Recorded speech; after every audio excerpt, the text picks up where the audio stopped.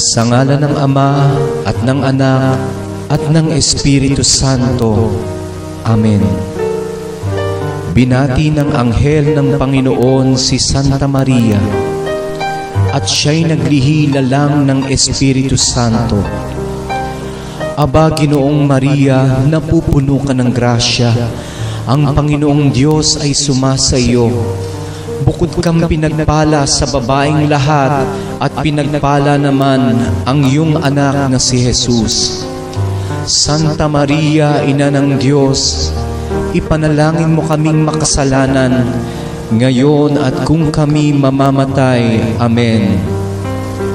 Narito ang alipin ng Panginoon, maganap nawa sa akin ayon sa wika mo.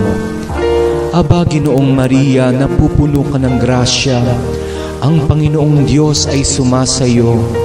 Bukod kang pinagpala sa babaeng lahat, at pinagpala naman ang iyong anak na si Jesus. Santa Maria, Ina ng Diyos, ipanalangin mo kaming makasalanan, ngayon at kung kami mamamatay. Amen. At ang Berbo'y nagkatawang tao, at nakipamayan sa atin. Aba, Ginoong Maria, napupuno ka ng grasya, ang Panginoong Diyos ay sumasayo. Bukod kang pinagpala sa babaeng lahat, at pinagpala naman ang iyong anak na si Jesus. Santa Maria, Ina ng Diyos, ipanalangin mo kaming makasalanan, ngayon at kung kami mamamatay. Amen. Ipanalangin mo kami, o Santang Ina ng Diyos, nang kami maging dapat makinabang sa mga pangako ni Kristong aming Panginoon. Manalangin tayo. Panginoong aming Diyos, kasihan mo nawa ang aming mga kaluluwa ng iyong mahal na grasya, at yayamang dahilan sa pamamagitan ng anghel ay nakilala namin ang pagkakatawang tao ni Jesucristong anak mo. Pakundangan sa mahal niyang pagpapakasakit at pagkamatay sa krus, ay papakinabangin mo kami ng kanyang pagkabuhay na maguli sa kaluwalhatian sa langit, alang-alang kay Jesucristong aming Panginoon. Amen.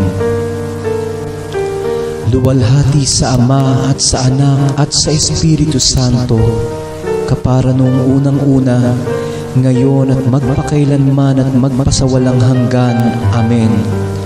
Luwalhati sa Ama at sa Anak at sa Espiritu Santo, kapara noong unang-una, ngayon at magpakailanman at magpasawalang hanggan. Amen. Luwalhati sa Ama at sa Anak at sa Espiritu Santo, kapara noong unang-una, ngayon at magpakailanman at magpasawalang hanggan. Amen.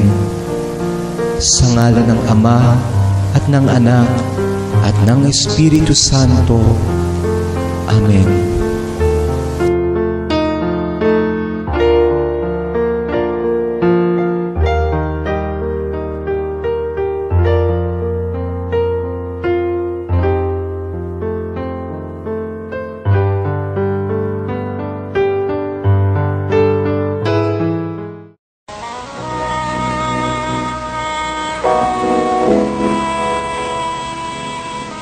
Manalangin tayo.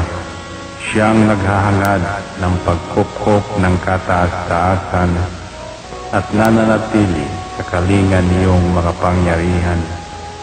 Makapagsasabi sa kanyang Panginoon, muog katahanan, ikaw ang aking Diyos, ang Diyos na tangi kong pinagkatiwalaan. Ika'y liligtas niya sa panganib sa umang nabitag, at kahit anumang mabigat na salot, di ka magdarana. Lulukoban niya sa lilim ng kanyang malabay na pakpak. Sa kalinga niya ay natitiyak mo na ikaw ay ligtas. Iingatan niya't ipagsasanggalang pagkat siya'y tapat. Pagsapit ng gabi, di ka matatakot sa anumang bagay. Maging sa gagawing biglaang paglusob, pagsapit ng araw. Ni sa ano pa mang darating na salot, pagkagat ng dilim, di ka matatakot kasamaan mang araw kong dumating. Kahit na mabuwal sa iyong harapan ang 1,000 tao, sa iyong paligid ang bilang ng patay maging 10,000, di ka matatakot at natitiyak mo di ka maano. Ika'y nagmamasid at sa panunood inyong mamamasdan.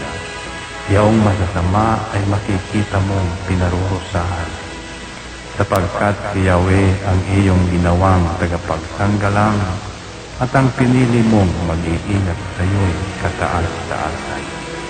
Di mo aabuting kay mapahamak at walang darasal, kahit anong uring mga paghihirap sa iyong tahanan.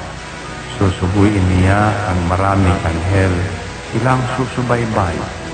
Kahit saan dako ikaw maparoon, tiyak iingatan. Sa kanilang palad ay tatayo ka at silang magtataas. Nang hindi masaktan ang mga paa mo sa batong matalas. Kahit ang tapakan mo ay mga leon, ahas na mabagsik, di ka maaano sa mga serpientes leong mababangis. Ang sabi ng Diyos, aking ililigtas ang tapat sa akin, at iingatan ko ang sino mang tao kung kikilantin. Pag sila'y tumawag, laging handa ako na sila'y pakinggan. Aking sasamahan, at kung may hilahil ay sasakluluhan. Aking ililigtas at ang bawat isa ay pararangalan.